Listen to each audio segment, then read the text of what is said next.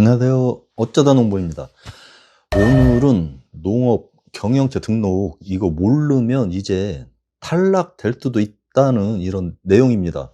특히 농지 1000제곱미터 기준과 연간 농산물 판매액이 120만 원 미만인 기준에 대해서 자세히 알려드려 보도록 하겠습니다. 이 내용은 농업경영업체 육성 및 지원에 관한 법률과 국립농산물 품질관리위원 등록 기준에 근거한 내용으로 농업경영체를 등록하시려면 꼭 아셔야 되는 내용으로 꼭 알고 가시기 바라겠습니다. 농사를 짓는 분들이라면 한 번쯤 이런 고민을 한번 해보셨을 것 같은데요. 내가 경작하는 이 면적이 300평이 안 되는데 등록이 될까? 또 이게 아주 소규모 이 텃밭 규모인데 농업 경영체 등록이 가능할까?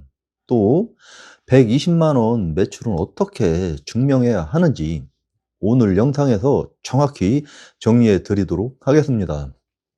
농업 경영체 등록 관리가 이전보다 아주 엄격해진 만큼 소규모 농가, 고령 농가에서는 더욱더 신경 써야 되는 부분이며, 이걸 몰라서 경영 등록체 등록이 말소되는 불이익을 받지 않으시길 바라겠습니다.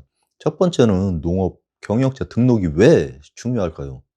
농업 경영체 등록은 국가가 해당 농가를 실제 농업인으로 인정하는 제도입니다. 이 등록을 해야 공익직불금 신청도 가능하고 각종 농업 보조 사업에 참여할 수도 있고, 농업인 자격 확인, 면세유 신청, 각종 정책 지원의 대상이 되기 때문입니다. 등록을 관리하는 기관은 국립농산물품질관리원이 되겠습니다. 등록이 되지 않으면 사실상 농업 관련 정책 혜택을 받기가 어렵습니다. 농업 경영체 등록의 기본 요건을 한번 알아보도록 하겠습니다. 법에 따르면 농업 경영체로 등록하려면 실제로 농업에 종사를 해야 합니다.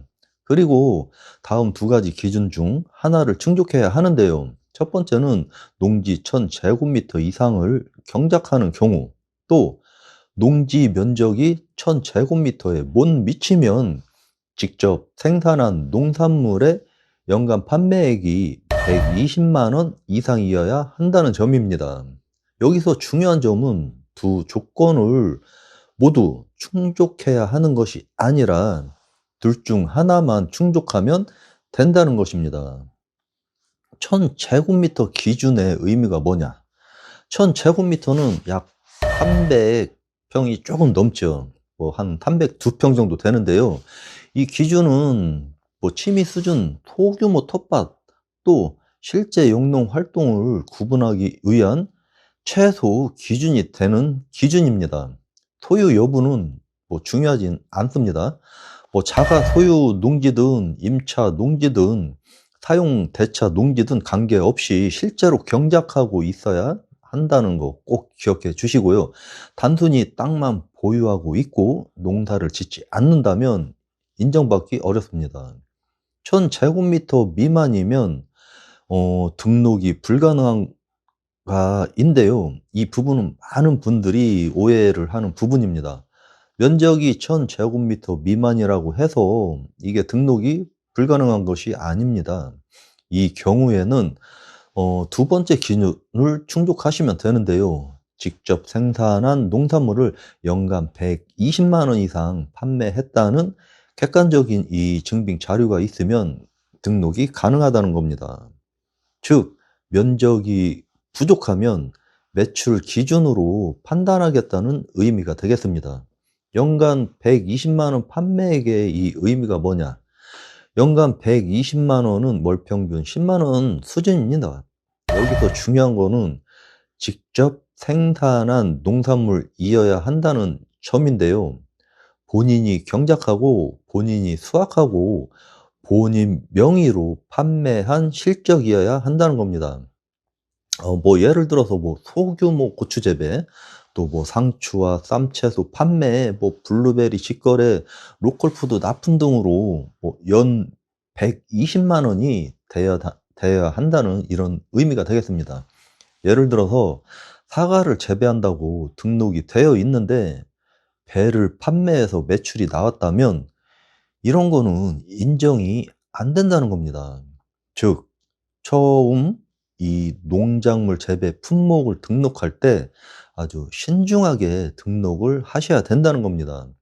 반드시 판매한 객관적인 증빙이 있어야 된다는 거 꼭 명심하시기 바라겠습니다. 어떤 자료로 증빙해야 하는지 알려드리도록 하겠습니다. 국립농산물품질관리원에서 인정하는 대표적인 증빙 자료는 다음과 같은데요. 농산물 판매 영수증 또는 로컬푸드 출하 청산서 또는 공판장 출하 명세서, 세금계산서, 카드 매출 내역, 계좌 이체 입금 내역, 거래 명세서, 현금 거래만 하고 기록이 전혀 없다면 인정받기 어렵습니다. 꼭 계산서 발행해서 증빙 자료를 만드셔야 인정이 된다는 거 기억해 주시기 바라겠습니다. 특히 갱신시에는 최근 1년간의 그 실적을 요구받을 수도 있습니다.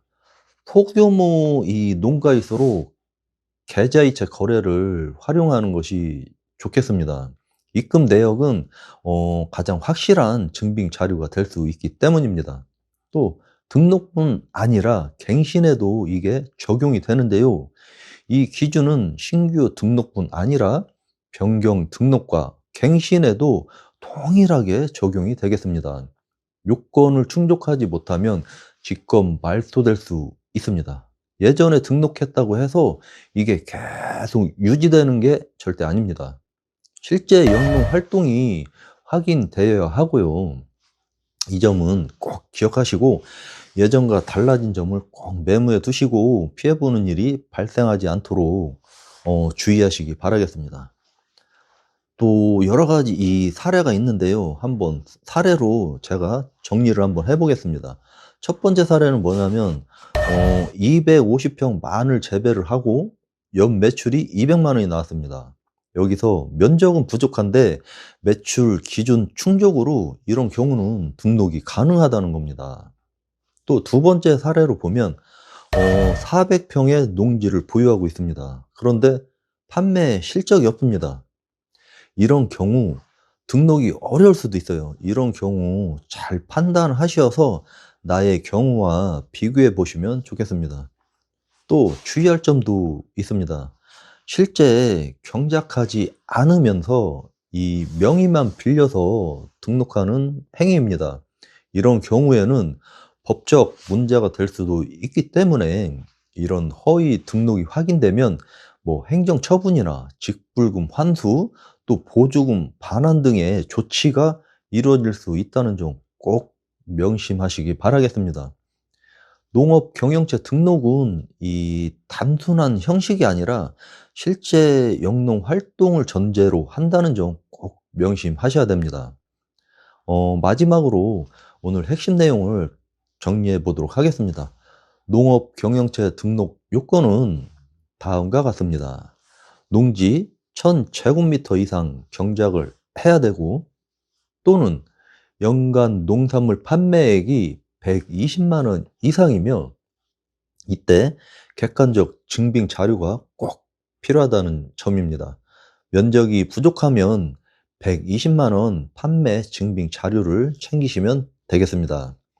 이제는 농사도 이 기록하는 관리가 아주 중요합니다. 특히 소규모 농가일수록 매출 증빙을 꼭 남기시는 습관을 가지시기 바라겠습니다. 오늘 내용은 여기까지입니다. 이 궁금하신 점은 언제든지 댓글 남겨주시고 오늘 영상이 도움이 되셨다면 구독과 좋아요 꼭 부탁드리도록 하겠습니다. 다음 시간에도 좋은 영상으로 찾아뵙도록 하겠습니다. 지금까지 시청해 주셔서 감사합니다.